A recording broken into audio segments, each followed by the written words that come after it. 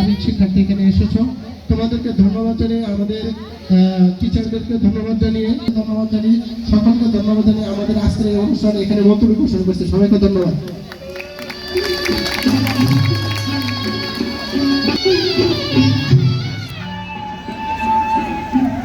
সবার ছুটি যেতে পারো, শুধু অতিথিবৃন্দ ব্যতীত।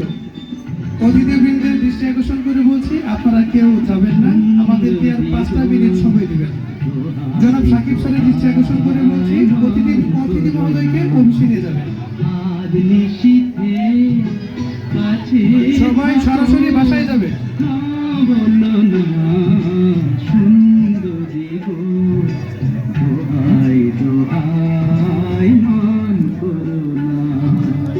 দশম শ্রেণীর শিক্ষার্থী মাঠে থাকবে, বিজ্ঞান এবং মানবিক শাখার দশম শ্রেণীর শিক্ষার্থীরা তোমরা মাঠ গুছিয়ে তারপর যাবে।